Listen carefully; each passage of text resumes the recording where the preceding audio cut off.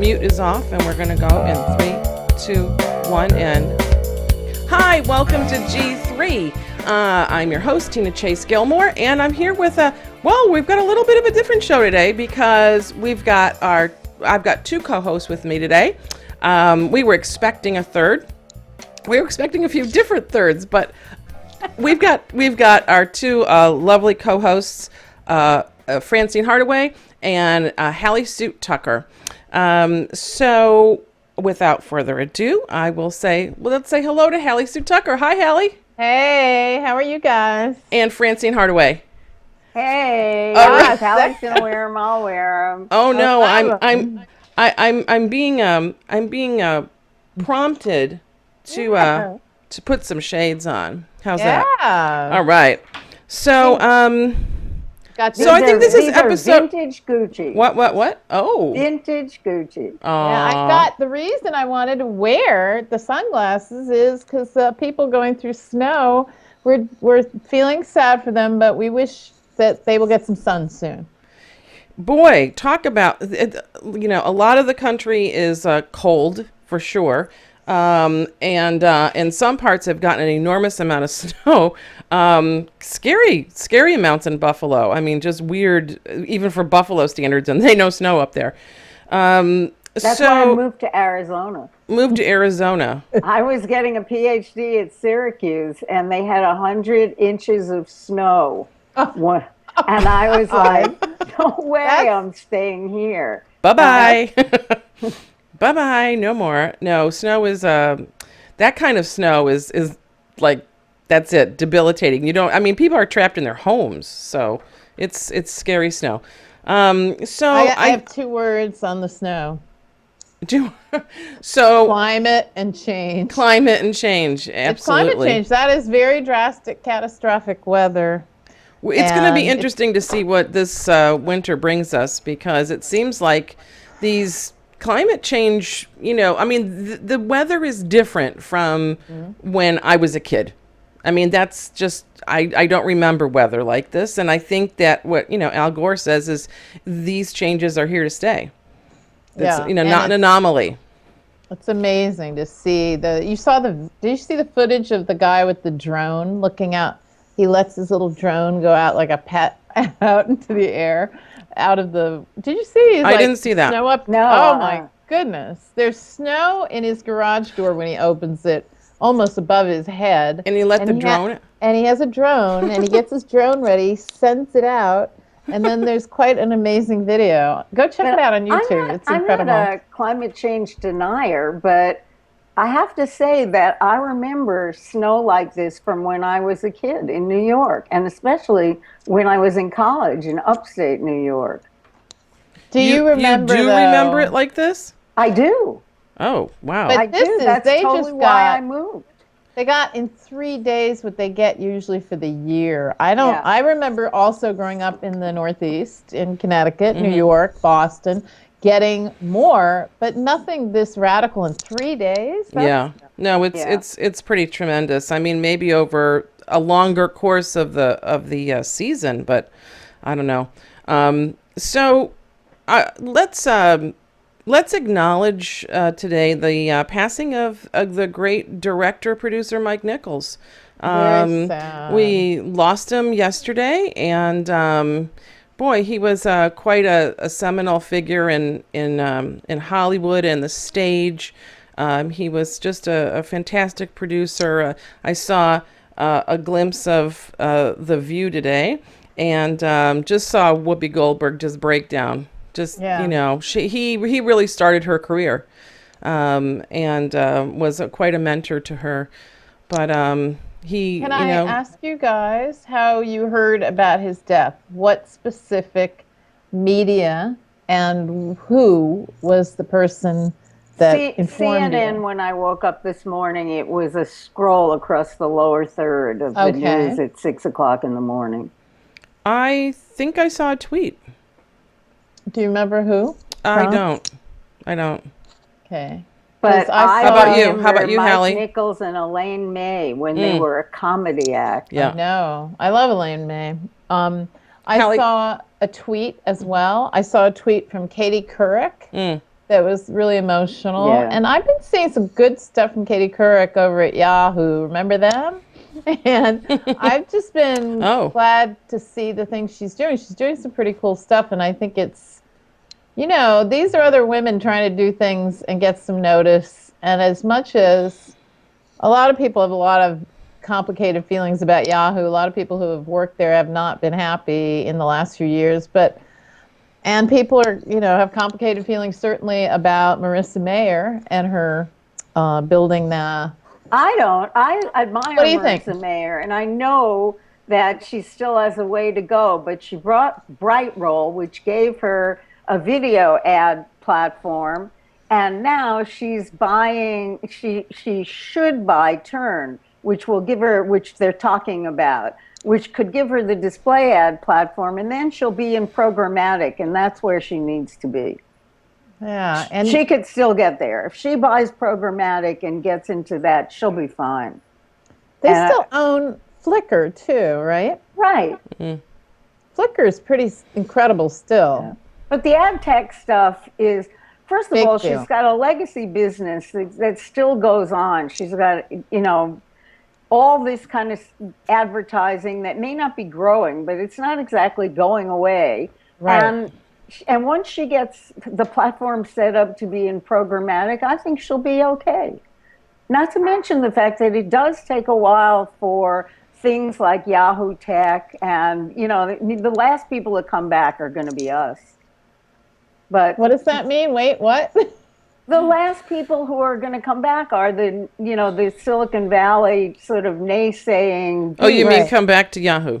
Yeah, exactly. I get what you mean. It makes sense, yeah, because she's got great content going. It is great content. And I think I am waiting. I feel like there may be something up the sleeve of Marissa Mayer about Flickr. I think there's still lots there. And I want to see more what she might do with that. Okay. Yeah. So there. Yeah. So I mean, yeah. Go, Marissa Mayer. I mean, she.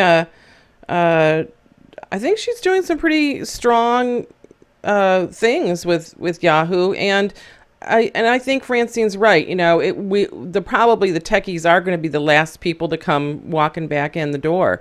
We haven't quite re-embraced Yahoo, but Yahoo used to be dominant in this town. And we're just fond of shitting on people and shitting on companies. I think that's true. Speaking of shitting on people. Oh golly! Oh wait, which? Well, there's a few big major PR problems going on in this week, right? So, what of the Bill Cosby allegations? Whoa. Well, he did it. I mean, he did. He did it. And with so many people coming in. All right, I'm not really even asking if he did it. But what becomes of you as a person or a brand or a company when your reputation gets when you're accused of something? And we're hearing now today that Bill Cosby his projects are being dropped. Right. Can I say it sounds like that's going to be a fairly easy answer, because again and again the reruns were dropped by NBC. Upcoming project he was going to do was dropped. I'm hearing more now. For a while there, all I heard was certain women coming out to say he did this to me too. Now all I'm hearing is we're dropping this, we're dropping this, we're dropping that. So. Well, he's got a huge reputation management problem, and I have done reputation management through most of my career, and he is not handling it right. No. He ought to come out and say something. I don't know. Of course, I think he did it. Maybe he didn't. But he ought to come out and say something like, I was young and foolish, or I was, so taken with myself as a star that I lost my way. You can tell who gets good reputation management counseling, because it's all of those Republican House and Senate members Right. who are Christians and cheat on their wives. Right. Who then But say, Francine, I've lost my way and I ask forgiveness, and they get forgiven. But when you talk about saying, I was young and foolish and everything went to my head or to a head, whatever. You have to apologize. Then, isn't that tantamount to, expressing guilt? You don't want to do that, even though the statute of limitations have run out on this. Well, I think, go ahead. Say that makes him, that gives him some responsibility for it. 15 people don't come out of the woodwork if nobody did anything. Right. So at least you're saying like, okay, I had consensual sex with, people and that was it. It was consensual. Is that what? Wait. Yeah. The word consensual needs to go away. Because all these women are saying it was, he put something in my drink. Yeah. And I woke up later in some other clothing, in some other bed. Yeah. So I'm not sure that can be covered up by saying that I was young and stupid. No. Oh, I think you can say I did a lot of things that I didn't, that I should not have done. And now that I'm older and wiser, I realize that, and I'd like to apologize to all of these women. Mm-hmm. Right. That's better than what he is doing, which is, did you guys read about the radio interview? I think this Simon is what he said to Don Lemon. Exactly. Was that the AP? And he was like, he wouldn't talk? That is really... Francine, how would that work if you were consulting with somebody for damage control? What would you say about that? I'd be in the background going, tell him what you did. Exactly.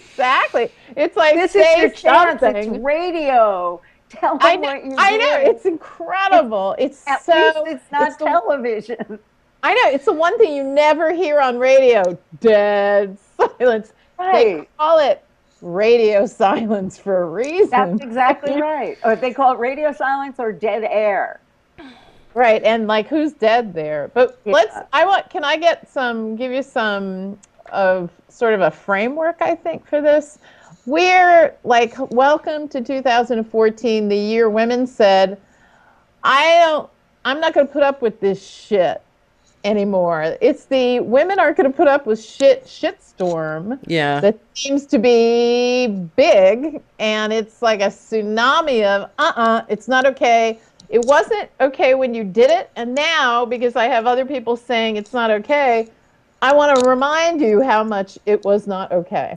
Well, every week on this show, practically every week, we've had a story that involves women being treated badly, unfairly, whatever, and to the point where I often say, "Oh my God, again, Hallie, I've got to ask you something. Can you take your bracelets off because they're clanking?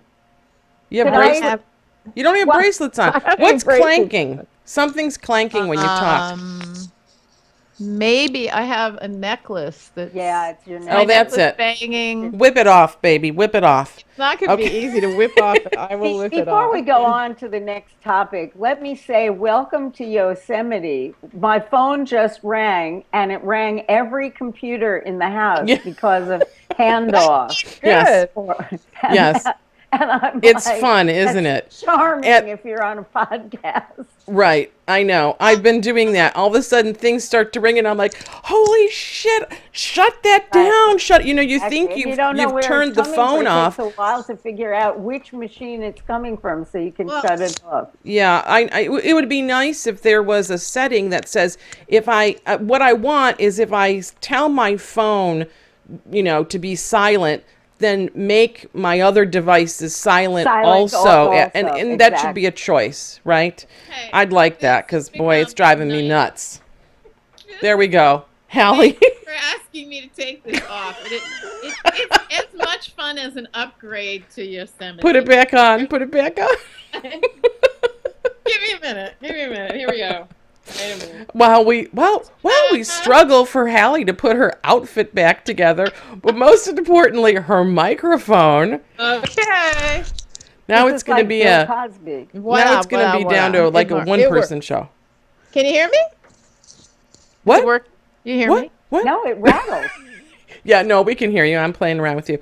I'm not. So, So I'm playing back. from one PR nightmare of Bill Cosby, who, as Francine says, maybe not handling it so well, certainly, hasn't come out with anything that feels either apologetic or At all. explanatory or anything. We go to Uber, who's in a Uber shitstorm of PR problems too. And so, Well- would somebody like to sort of go back and talk about? First, let's tell. I mean, maybe we've got some people around who don't know who Uber is. Somebody want to let us Sure. know that? I was an early user of Uber in San Francisco and in Phoenix and in London and in Paris and in Moscow and in Los Angeles and in Washington, D.C. Uber is an app that you download to your phone and you give it your credit card information, and you then can summon a cab from a car, actually, from your phone. And the car usually gets there in a very short amount of time. The driver is usually nice and polite, and you can get to destinations that you often can't get to. And can we call it everyone's- ride sharing or part of the sharing economy? It's part of the sharing economy, but it isn't really ride sharing. Okay. It's, Yeah. it's more like ordinary people using their cars to give other people a ride, and then Uber takes 25%. Well, originally, can I add one thing? Sure. Originally, No. Uber was super exclusive. You weren't sharing with anybody. It was their fancy cars. Right. And there was, then they added what we're talking about, I think now, is Uber X, right? That is like people can, and Lyft, their competitor, is all about sharing your car. One Am of I their right? competitors. Yeah, they didn't There's- really start. It really didn't start as ride sharing. It started as convenience Right. And high end. and high end. That's right. And actually, you can still summon a high end Uber, but that's Right. the Uber Black car. And then we have the Uber X, and now there's the Uber Pool, which is basically like Super Shuttle. It's really a shared ride. That really is ride sharing. It really is ride sharing. Right. But And then never- there's the Uber catastrophe. Yeah, which Okay, so let's talk about that. And let's talk about kind of how it started, because I think the Uber problems are varied and started a while ago. And and maybe some of it could be chalked up to, Silicon Valley sort of frat house mentality. But some of it is and some of it is maybe some misogyny going on. We've seen, a campaign in France that was, pairing Uber with Uber drivers who were like super sexy, high-heeled women who, it was kind of pairing Uber and an escort service is what it was. Right. And that really got Sarah Lacey. That was like the last straw for her, and she started to. Sarah Lacey, a tech journalist in Silicon Valley who used to Right. work for Business Week and is now the founder of a tech journal called Pando Daily. Right. And was she not at TechCrunch? She was. She was. So Sarah Lacey has a good reputation as a reporter in Silicon Valley. She's written a couple of books, and she's always been known as tough. In fact, she did one legendary interview of Mark Zuckerberg where he was just sweating on the stage. I was there. And she basically reduced him to smithereens. So she is not without resources herself. Right. And as we might want to add, she has, what's the investment profile? That she has investors from a competitor from Lyft, yes? She has investors from, Andreessen Horowitz, Right, who are invests also in investors Lyft. But you know what? I heard it's been brought up. That's all I'm adding. I think it is ridiculous, though. I think it was Jeff Jarvis who said yesterday on Leo Laporte's podcast that conspiracies don't happen as often as you think they do because it requires too much intelligence and planning. You know, so don't give anybody so much credit. Yeah, don't give people so much credit. Exactly. But it's brought up as part of this whole mess. But yeah. Well, that's part of the incest that's also Silicon Valley, Hallie. It's everybody knows everybody, and everybody's invested in everybody. And it is very, I'm going to say frat boyish, but it's also everybody calls their company a startup. Well, Uber is an $18 billion company raising its next round at $25 billion. It's in God knows how many cities, in God knows how many countries. It's in Ho Chi Minh City. So it's all over the world. So it's not a startup anymore. But wait, a startup is cool and young. It's the same reason old fat guys wear T-shirts and jeans who invest in startups because they're cool and young. So you guys have a bad case of cool and young, I gotta say. Yes, I completely agree with that because I feel like now what has to happen to Uber is that the cool young people have to step aside for the people who understand how to put processes and procedures in place. Oh, wait. Those people are called adults. Suits. Well, I'm a suit. I'm not sure. Hang on. I'm not sure that we've actually talked about what the current issue is now. Okay. You tell us. So the oh, I'm sorry. I just switched. Okay. I just switched screens on us again. So, you know, we have this current issue of one of the higher ups in Uber, Emil Michael. Is that am I saying his name right? Emil Michael. Emil Michael, who was at a dinner in New York with a techie but sort of diverse crowd. Including some celebrities. And many reporters. And, you know, some people say this was supposed to be an off-the-record dinner. Some people say they didn't quite get the memo. Okay. Some people say it's not off the record unless both sides agree to it. So there you have it. Okay. Well, and I say in this day and age as a reporter and as a blogger and nothing's as a Twitter off the person, record. Nothing's off the record. Right. Totally. Watch your mouth. Watch your mouth. Right. Well, you can't say anything that you don't want to have thrown back at you. You just can't do it. You can't do it publicly anywhere. Well, I mean, this stupid guy said to BuzzFeed Ben, who is the investigative reporter at BuzzFeed, you know, we can give her some of her own medicine if she wants to keep writing like that about us. We'll hire 4 opposition researchers and 4 journalists, and we'll give her a taste of her own medicine. And he mentioned some personal things in her life. Well, and not only was he saying that we'll spend $1 million, and why don't we spend $1 million and create this, you know, opposition research, but not only to dig into the reporter or journalist's life, but that of their, you know, their personal life and their family's life. Right. So going another step further, really. So she had a fit. I mean, she has 2 young kids, and she had a fit. Mm-hmm. And yes, it was never supposed to get to her, but on the other hand, you're talking to a reporter. Right. You know, no matter how many people are in the room, it's the most ridiculous thing on the planet to have said. It's not just a reporter.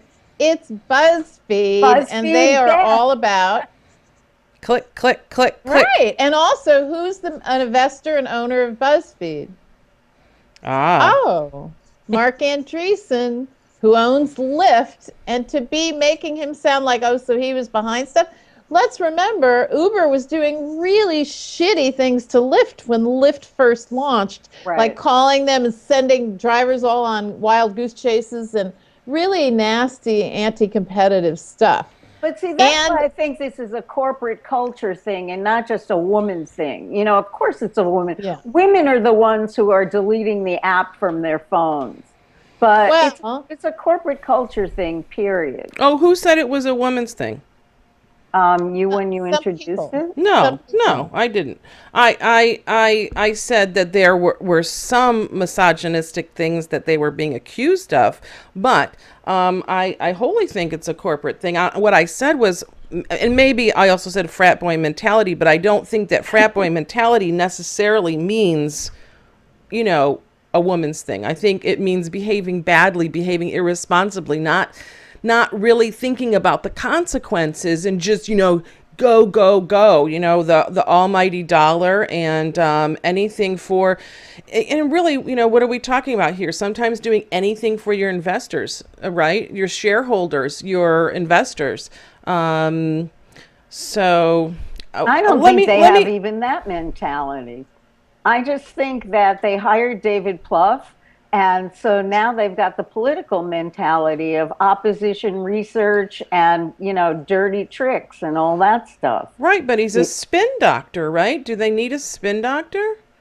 Well, no, he's not a spin doctor. He was hired to help them get traction with the regulatory agencies by building a grassroots campaign. And that's what he's really good at, grassroots campaigns. But he's also really good at winning elections and figuring out how to win elections. And Wait. He's really not good at telling his clients to shut up. Right. He's not a reputation manager, and he's not a brand strategist. Let's put it that way. Thank you. Well, I was thinking he gets the absolute kick in the ass here of all people for you're handling this really well. Probably not his job. In all fairness, it's probably not his job. Well, but it is going to make his job harder. Fit. Well, so then, so if it's not his job, then he's not being brought in to deal with this kind of stuff, is what you're saying. He's brought in to deal with other kind of stuff. So let's not, it seems... But he's infected the culture in a new and interesting way. Mm-hmm. I'm not saying the culture wasn't infected before, because any company that scales as quickly as Uber has to have problems, and Uber has growth problems. Yeah. It has regulation growth problems that need to be addressed. But do you think in a way it's kind of the poster boy for all the male frat boy people in the Valley doing stupid things? It does. You say it's not a female thing, except boy, did they pick on the wrong female to, talk to, because she carries a very big stick. It's a pencil, and boy, did she write a blistering piece. And then the day after, she was on TV everywhere, right? She was on CNBC, and she blew the lid off of this thing. And then they discovered that someone else from BuzzFeed had been tracked. Another reporter from BuzzFeed, a woman, had been tracked by what they call Godview software. Now, if I were running a company, I would never name a piece of software Godview. You just don't do that. Isn't it incredible? Oh, it's stupid. It's stupid, and it's the kind of thing that stupid young, I hate to say this because I'm so old, but kids do, and it's fine when you're running a startup. It's necessary when you're running a startup, but at some point... Call the adults in. Right. It has to be more professional. So let me read you something here by a quote by Dov Seidman from LRN. Are you familiar? LRN. They're a company who concentrates in helping corporations develop ethical behavior and cultures that are principled. Okay. Wrote Dov Seidman. Oops, let me get this shot on. I don't know who you think. Okay, Dov Seidman wrote this book called How, which and what he posits is that how we conduct our business, how we conduct our lives, our business lives, is really where we can and should be competitive and leading. And that how we operate is now where we can differentiate ourselves. Bingo. So the quote, and they have, by the way, Uber has differentiated themselves by how they operate. They just didn't mean it that way. So in the past, technology entrepreneurs created and sold devices, Seidman said. Today, they create and sell platforms for human behavior, which in turn raises real questions about the social and moral implications of behavior and their underlying values on their platform and about the responsibility that they have for these behaviors. Okay, now here it goes. Tech entrepreneurs are obsessed about scaling their business models and products, but they should be just as, if not more, deliberate about scaling their values on their platforms and in their companies. Well, they have been. I mean, Uber has scaled its values, and it's disgusting. And a lot of women, anyway, are voting with their thumbs and deleting the app. So it is a woman's thing, Francine. All right. Hey, because I got some news I wanted to share. And Dave Weiner. Hang on, Tally. Go ahead, Francine. Dave Weiner was the first person to comment, and what he said was, men don't like being stalked either. You know, meaning the God View software thing. Right. So right. It's not a woman thing. It really isn't. Well, it's a people thing, and then this comes back to principles, and you've got all that awesome power and data that can be used for good or for evil, right? So, but women, I think especially, you know, when you're talking about women driving somewhere in the middle of the night, you want to feel like you're with a safe company who really upholds and respects your safety and your, get you to where you need to go without having someone hit you in the head with a hammer. Yeah. You realize this, I'm not kidding. You know, that was another recent, someone attacked, one of the Uber drivers attacked a passenger with a hammer.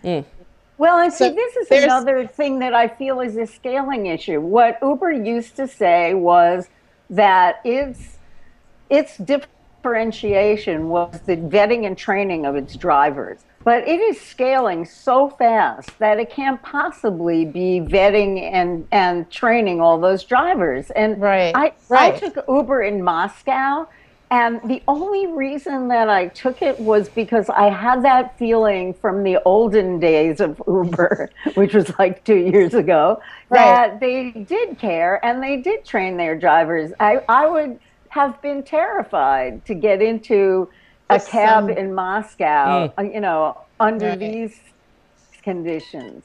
Hey, I have just some news I saw on Twitter. It just came through.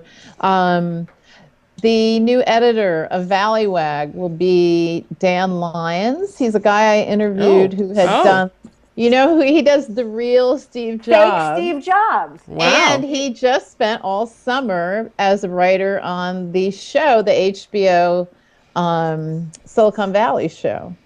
Wow. So cool. I like him. He's a great guy, so it's kind of like hilarious. And I hope he has a good run at Valleywag, but boy, that's an interesting job. So Hallie, did you know about this? I can't tell you that. Yeah, sure you can. You can read my article about him. I wrote about him, interviewed him about a month ago. Yeah. I met him in, he lives here in Boston. He lives in Boston, but he has, that's the thing. Will he go live there or what is, you know, I can't imagine I'm sure doing Valleywag remotely. Silicon Valley, yeah. Because he has to be in the network. I hope they made him a good deal. He has to By the way, full disclosure, Dove Seidman is my cousin. That you were quoting. I get it. Hey, on to Facebook. I'm nothing if not totally nepotistic. So I think here, I just want to say about Valleywag, he's got a big challenge because there's so much terrible news like Uber they create all on their own. How is Valleywag going to beat stories like that? That's right. Exactly. They emerge by themselves. They don't need a gossip magazine to make them emerge. Poor Dan Lyons. By the way, I have his book. It's under my computer. He was holding my computer up. Oh, no. Because I bought it. I hate when I'm interviewed because I've written books and the stupid idiot never bothered to either buy or read my book. Kind of gets on your nerves, right? So I bought his book. It's really good. It's shiny. It's shiny. It's called Options. And it's the way he writes about, and you see the Apple logo bitten, right? Yes. It's like he writes the whole thing in the fake Steve Jobs voice. And it's pretty damn hilarious, I got to tell you. So, and see, sorry, I should have showed you this part. The Secret Life of Steve Jobs, a parody of fake Steve Jobs. It's pretty hilarious. So get it. It's on Amazon. They'll send it to you in one day. Books relegated to holding up our monitors. Yeah. Huh? I need something to hold up my monitor. I need a little lift. No. They're the best elevators of these monitors, though, because you just like adjust. Oh, I need a thinner book now, and then a little. You spend a lot of time. I know, and I can have a standing desk. Hallie, I think you've got a hard stop coming up, right? I do. Oh no, that's okay. So listen. Facebook. Can we? Can't read it anyway. I'll put it back under the computer. So listen, I think we very quickly have to talk about Facebook and what's been going on in the past couple weeks. What we've seen is an introduction of the Groups app, which we've heard for a while that Facebook has been using as a work tool in their own organization for quite some time. Do you use Groups? Do you belong to Groups? I downloaded it and tried it. No, forget about the Groups app. Before that, were you into Groups and Facebook groups? Have you been a part of Groups? Yes, I am a part of so many groups that I take part in almost none of them. Here's what I take part in. Gangplank Chandler, which is the accelerator and co-working space that I'm associated with. Yes by Yes, a conference I went to with lots of people in it, and occasionally tech journalists. Okay, so groups work, right? And the app is now, it's an app. It's mobile. It's easy to use. Does anyone have an example of it? Should I pull it up? You should pull it up, and because honestly, I'm thrilled to hear Francine explain it because I don't know. And I'm very annoyed by Facebook throwing a lot of stuff at me. I'm not using Facebook Messenger. I didn't want to create another app on my phone. Here's Facebook Groups. Okay.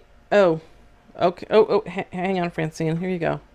There you go. Oh, great. Okay, so this is Facebook Groups, and it obviously makes it easier to see where the notifications are in your groups.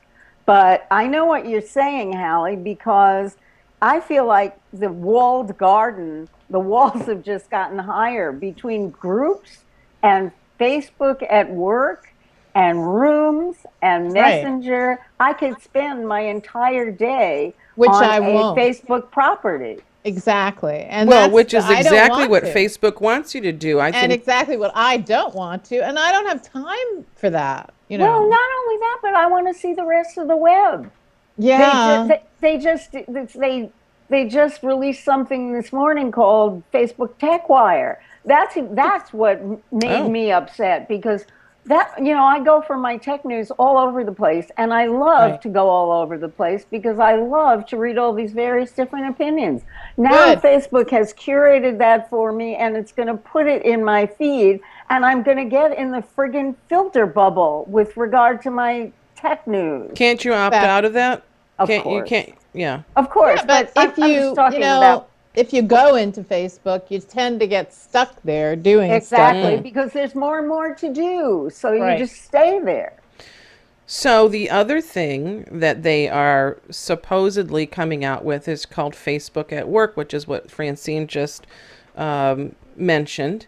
Well, that's And even worse. And that is meant to be a enterprise focused, totally separate system. So your private and your work life there's a big wall there, and Sure. and it's supposed to be a collaborative tool.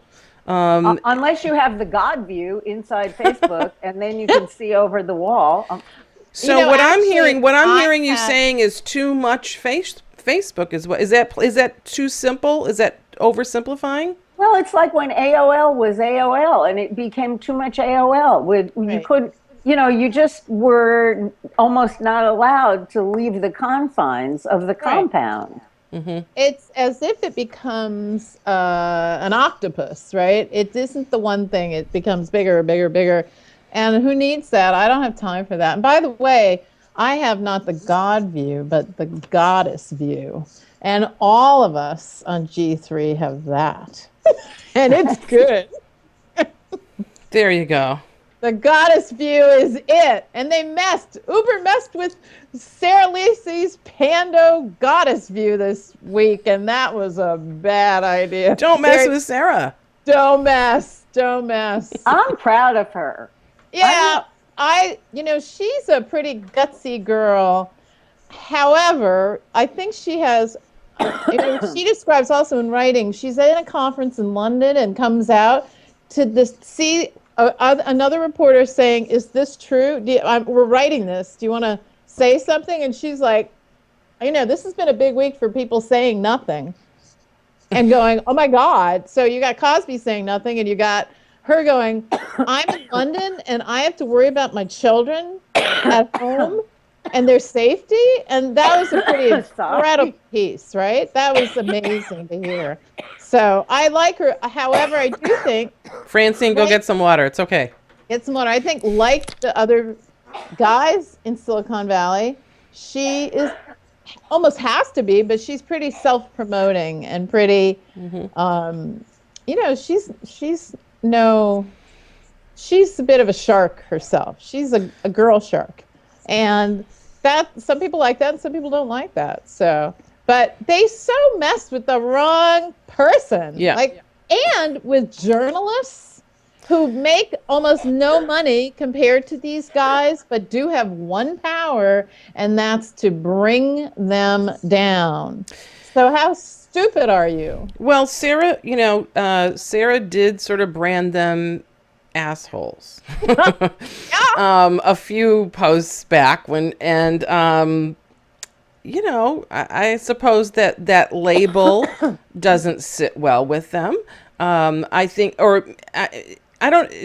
she labeled them assholes, but talked about basically assholeism in the valley. That it's rampant. Yep. Are you better? Francine's back with us, we think. Maybe. She has no voice, though. You know what it is? It's when you cough and then you think you're better, and then all of a sudden it's like, it ain't there.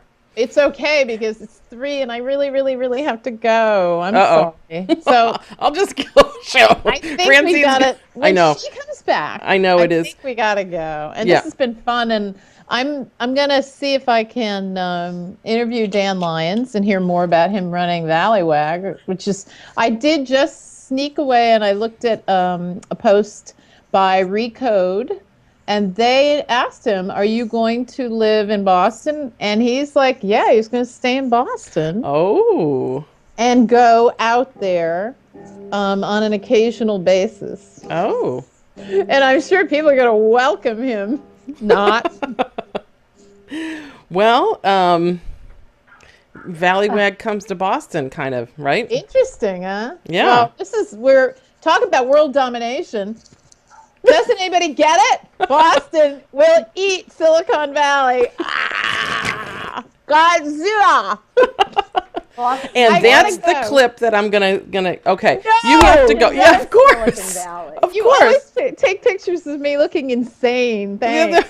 I love it. I absolutely love it. I Okay. have to. Well, you guys be started in careful if Boston. this comes your way. Okay. So you know what? I'm going to shut this down because Hallie's got to run. I want to say thank Now that I'm you. back. I want Yeah, sorry. Well, we did want to say it when you were not here. I want to thank my lovely co-hosts Hallie Suit Tucker and Francine Hardaway for being here today. And our We're using Ustream to on this. We're using Ustream's platform to stream live and record G3. I want to thank Ustream for the use of their service, and I'd like to thank New Tech and their fabulous TriCaster because I get to do many wonderful things here, Well, step outside your comfort zone. Yeah. Go do something wonderful and come back and tell us. This is G3 signing off, and we're going to... Oh, hang on. And we're going to say bye-bye. Bye. Bye. Oops, See you let's do later. that. Wait, hang on. Let's do that again. That was so bad. Okay. Bye. Bye. Awesome. Okay. Sorry, ladies.